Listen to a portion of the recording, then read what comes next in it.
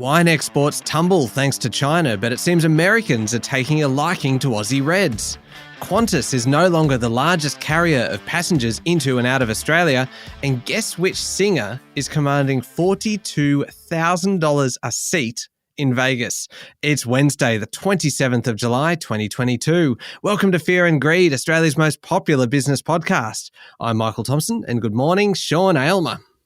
Good morning, Michael. Now, I'm excited today. This is a big day. It's not about wine. It's not about Qantas. It's not about singers making a lot of money. It's about our great housing debate. Yeah, this is something different. This is something very new for Fear and Greed. And I tell you what, we have picked a cracking topic to get into today. That's right. We had Chris Joy, who is an eminent economist, writes for the Financial Review, and our very own Stephen Koukoulas, equally eminent, go head on about house prices, how much they're going to fall, what's going to happen after that, whether the Reserve Bank did a good job, what's going to happen to the economy over the next 12 months or so. And guess what? They didn't agree. Made it much more fun. It is so much more enjoyable when there's a little bit of tension in the air. It's a fairly fiery debate, wouldn't you say? Look, I think so. I mean, you know, the economists, it's the dismal science. It wasn't dismal. Oh, no, there was nothing dismal about this. Chomping at the bit. Yeah, to give their 2 cents worth. It is a cracker. Anyway, that one's coming up a little bit later on after this episode, but we've got plenty to talk about before we get to that, Sean. And the main story this morning, the United States has become Australia's largest wine export market, while sales to China have gone from $1.1 billion a couple of years ago to just $25 million.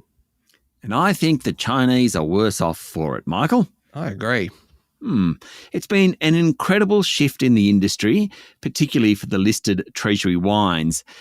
The latest figures from Wine Australia, released yesterday, show exports fell 10% in volume and 19% in value to $2.08 billion last financial year, and it was all about China, which of course slapped on prohibitive tariffs on the local drop back in late 2020. As you said, Michael, exports to China went from more than $1 billion to just $25 million last year. An incredible fall in sales to just one country. That's pretty extraordinary. But what if you take China out? Well, things look pretty good. There are now 113 destination markets for Australian wines, and almost 60% of the produce goes overseas. Shiraz is the top export, followed by Chardonnay. Then there's a big gap to Cabernet Sauvignon, then Merlot and Pinot Gris or Pinot Grigio. If you ignore China, exports increased by 5% last financial year to $2.06 billion. That is good news. The US is now number one on the list, followed by the United Kingdom. But there's also been strong sales growth into Singapore, Malaysia, Thailand, India and New Zealand. And Michael, where the growth is in expensive wines, mostly reds, and the US in particular seem to enjoy buying more costly Australian reds. How much, when you say an expensive bottle of wine, how much is an expensive bottle of wine, Sean? Well, under these definitions, about $14. Or more specifically, $10 US. I'm obviously a drinker of expensive wine, if that's the case. I drink nothing but expensive wine. Yes, that's right. Doesn't that make us sound so classy? What it sort of says to me is how much non-expensive wine must be sold around the world. If $10 is a cut, or $10 US is a cutoff point, wow. That's a very good point. All right, how about local markets? What happened yesterday? Well, the S&P ASX 200 finished the day up 0.3% to 6,807 points. It's a pretty good effort given the drop early in the day. Energy stocks led the way on the back of higher prices. Santos and Woodside both closed up around 2.7%, while Whitehaven Coal jumped 6%. Materials companies also continued their solid run. BHP and Fortescue Metals rose 2.5%, while Rio Tinto jumped nearly 2%. Consumer discretionary stocks were among the worst performers. The banks were mixed. CSL was lower. Wesfarmers, Woolworths and Coles were all down. Some of the biggest falls among the large caps included Gold Digger, Newcrest Mining and James Hardie Industries. And what about international markets? Earnings season in the US continues, with Walmart providing a profit warning. In the next 24 hours, we'll know how much more the US Federal Reserve will lift interest rates in the world's biggest economy. Everyone's really waiting for that one. Oil and gas prices rose on the back of figures out of the US showing tight short-term supplies. Wheat prices, Michael, have come back a bit after surging over the weekend. Remember last Friday, Russia and the Ukraine agreed to facilitate exports from 3 Black Sea ports. And then over the weekend, Russia attacked the port of Odessa, one of those ports. Just sort of served as a reminder of the fragility of the situation. Yesterday, the United Nations said all parties have confirmed their commitment to opening up the ports. Let's hope so. And the Aussie dollar has been pretty resilient over the past couple of weeks, including yesterday. It touched a month high of 69.83 US cents. Thanks to strong demand for commodities, it's now trading a touch under that. All right. We'll be back in a moment with the rest of the day's business news.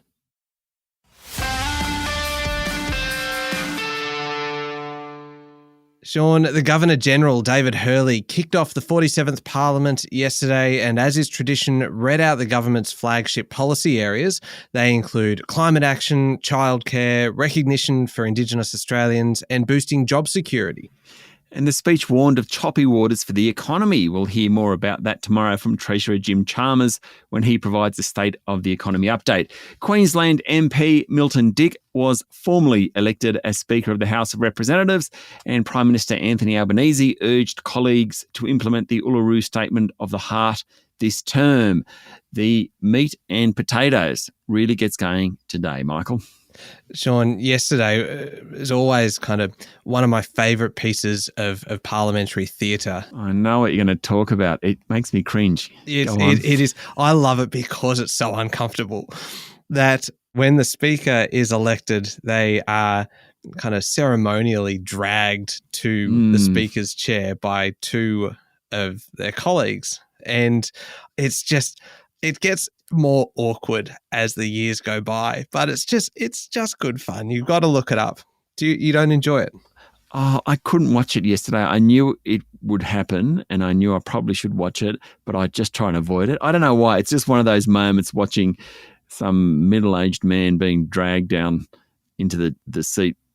I find it very awkward. I'm not sure why. It's like it's amateur theatre. That's yes, why. And a lot of amateur theatre is a little bit uncomfortable watching, and these are people who can't act, and they are all acting, and it's like, well, good on you for giving it a go. Anyway, Sean, moving on. The rising prices of used cars, which I'd say is probably one of the more unusual outcomes of COVID, looks to be petering out somewhat. While prices paid for second-hand cars during the June quarter jumped by 7.5%, and in fact ute prices were up 8.5%, Moody's Analytics now predict prices have peaked. During the June 3 month, there were some specific events pushing up prices. There was heavy demand from the construction sector, which was doing well. There were also floods in New South Wales and Queensland, which caused damage to thousands of vehicles that needed to be replaced. For the 12 months, used car prices rose 16% to the end of June. This is incredible, really. This quarter, though, imports of new cars are picking up. That'll put pressure on the used car market. And, of course, the cost of living pressures are biting a bit too. So perhaps the best is over if you're selling your old vehicle. Sean, in New South Wales, the Premier Dominic Perrottet is in hot water over what he knew about former Deputy Premier John Barilaro getting a plum trade job in New York and what he told Parliament. This is getting a bit problematic for Mr. Perrottet. Documents show he was aware former senior bureaucrat Jenny West was identified as the successful candidate for the New York Trade Commissioner posting, pretty much contradicting what he told Parliament in June. Mr. Perrottet told Parliament no suitable candidate for the job had been found, even though his office had been advised otherwise. Mr. Barilaro was given the role and then lost it after the public outcry. Another briefing note sent to then Investment Minister Stuart Ayres, signed and approved on August 17th last year, notes Ms. West as the successful candidate. This has a bit to play out still. Yeah, it's not a good look. All right, and this is a bit of a worry, Sean, this next story. There's been a new detection of the varroa mite in honeybees on the north coast of New South Wales. Yes, the mite had been contained to regions in New South Wales, but unfortunately that is spreading. The bees can still be used for pollination purposes, but they can't be transported to other states such as Victoria and South Australia. Of course, those states need them later in the season to pollinate. It's a real problem. Yeah, sure is. Now, we mentioned this one at the top of the show, Sean. QANTAS is not the largest carrier of passengers into and out of Australia anymore, according to new figures. This really surprised me. The Bureau of Infrastructure and Transport Research Economics says that in May, Qantas carried 16.8% of all international passengers entering and leaving Australia. Singapore Airlines carried 16.9%. Really? Now, when you include Qantas subsidiary Jetstar, that makes a difference. The number jumps to 26.5%, though that level for the combined Qantas Jetstar group is below pre-pandemic levels. There's about half the number of seats available for international travel today compared to pre-pandemic levels, but I'm still surprised that Singapore Airlines carries more people than Qantas. Yeah, me too. Very surprised. Sean, department store Myer expects sales for the past year to be up sharply, and its bottom line could end up being the best in 4 years. The one-time dominant player in retailing has had a really tough run during the COVID period, but in the past 6 months, people have been shopping again. In fact, Myer, which reckons its profit for the 12 months to July 30 will double to about $60 million, is benefiting from more people in its stores and a big jump in online sales, which now account for about 1/4 of all revenue. Its share price jumped 23% yesterday, not bad. It's now valued around $400 million. Is that big? Well, Woolworths is valued at $44 billion. Oh, Sean, is that really necessary? Let Myer have its day without comparing it to Woolworths.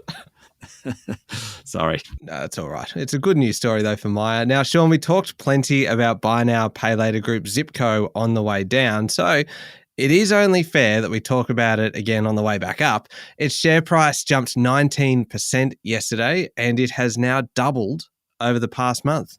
Mind you, it's still about 85% below its peak of February last year, but in recent weeks, it's done really well. Now, it's dropped its merger with Sezzle and dumped some unprofitable products in overseas markets in an effort to stem losses. And investors like that, and they're interested again. In fact, the whole sector is gaining some friends. Sezzle's share price jumped 37% yesterday. So we can't say buy now, pay later companies are back, but they're doing better. Yeah, they are. Now, Shell has been in negotiations with unions covering its massive floating LNG vessel Prelude, but it's been forced to give ground as it heads towards $1 billion in lost production. The Offshore Alliance, which includes the Australian Workers' Union, has now undertaken 46 days of industrial action on the platform, which is located nearly 500 kilometres off the Western Australia coast. Now, the action includes stoppages and bans on offloading hydrocarbons. Workers on $200,000 a year are pushing for so-called Tier 1 pay levels. Last week, Shell said it would lock out workers because of the industrial action, but yesterday it backed down. It hasn't been able to unload LNG for 20 days. It really needs a resolution to the problem. Now, Sean, if there was an award for the regulator that you've mentioned by name the most times during the history of Fear and Greed, I reckon it would be won by APRA boss Wayne Byers. And the news today is that Mr. Byers is stepping down. Yes, mind you, I'd say Philip Lowe would probably get it over Wayne Byers from Reserve Bank. Goodness me. Sean Nitpicker Aylmer, he is in the house today. Fine. Wayne Byers comes second. All right? Yes. Look, he's been at the helm of the Australian Prudential Regulation Authority for 8 years. He's called time and will finish up on October 30. Wayne Byers has led the regulator through a royal commission, a pandemic, and big changes to the marketplace, mostly thanks to technology. I have mentioned him a lot. He's a good man, Wayne Byers. Yeah, well said. A couple of smaller stories for you, Sean. Perth-based construction group Macca has urged shareholders to accept a $350 million takeover bid from foreign-owned mining group Thiess. Yes, they have. And Michael, the longtime chair of Woolworths, Gordon Cairns, will retire in October. He'll be replaced by Scott Perkins. All right, moving on to overseas news. And you mentioned this one a bit earlier, Sean. US retail giant Walmart lowered its profit outlook yesterday, the second time in 10 weeks. It said rising prices in basics like food was causing people to spend less, particularly on discretionary items. Walmart is the biggest retailer in the US, and its response to the slowdown is to increase discounting. I like that. Walmart, of course, is a bellwether for the sector, and retailers were all sold off on Wall Street yesterday. It doesn't augur well, though, for that sector. No, certainly not. But finally, Sean, you mentioned this one. You alluded to it. You teased us with it at the top of the show. The singer who is commanding a fairly decent price for performances, it is Adele, global singing superstar. She's taken residency in Las Vegas. But it certainly doesn't come cheap if you want to see her. That's right. She's at Caesars Palace. Her show's entitled Weekends with Adele. It'll run from November through to March. And tickets on reseller platform StubHub are going for between $600 and $41,000, according to Bloomberg.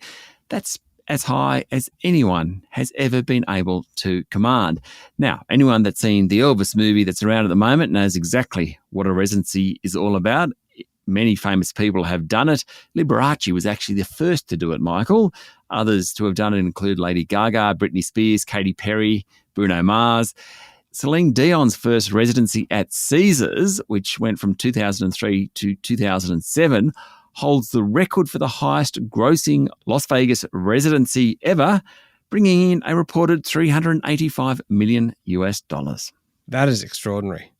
That is just amazing. My favourite, though, Las Vegas performance was the Bee Gees One Night Only show that they did there. That made a fantastic DVD that I've pretty much worn out in my DVD player. It is that good. There you go. Good.